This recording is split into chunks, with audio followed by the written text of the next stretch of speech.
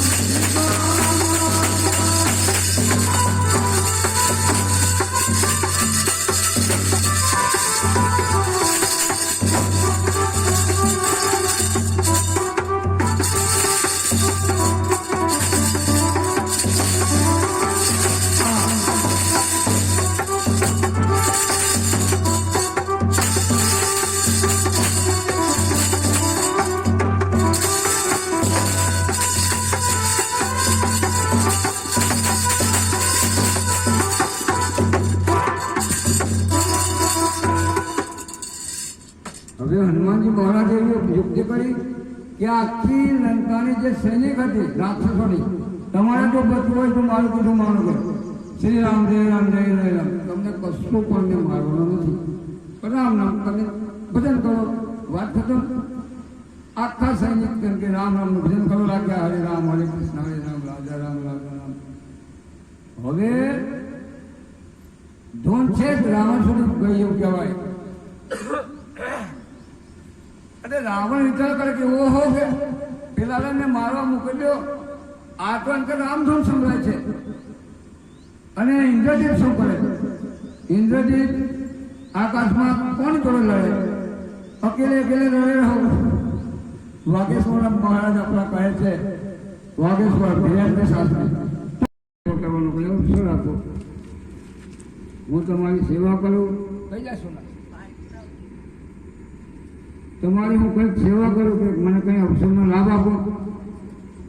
તો પછી ભગવાન એવું કીધું કે ઇન્દ્ર, તમે એમ કે અમૃત લઈ જાઓ અને અમૃતની વૃષ્ટિ જે આ મારા સૈનિકો મરી ગયા છે, જે મારા કાર્યમાં કુરબાન બન્યા છે, એમને તમે એમ કે આ અમૃતની વર્ષા કરો અને વૃષ્ટિ કરી અને પછી એમને સજીવન કરો.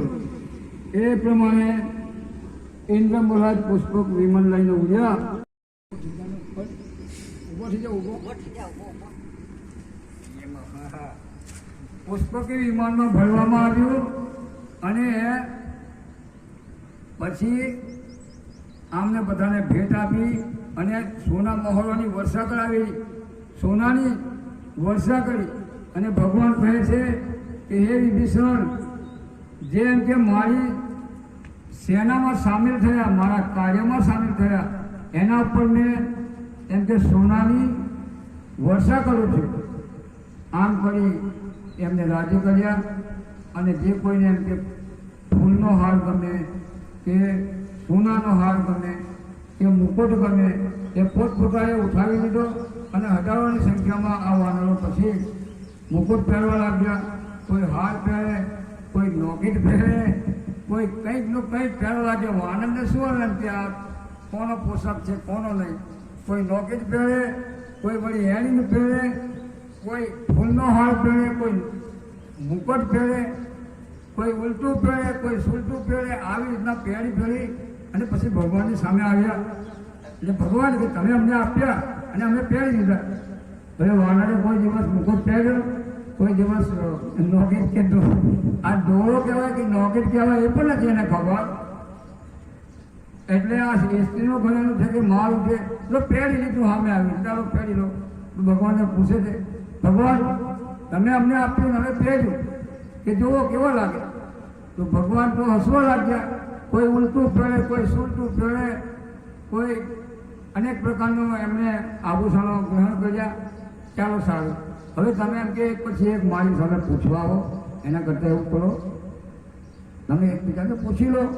મારે કેટલાને જવાબ આપવા એમ કે મને જરા શ્વાસ ખાવા દો.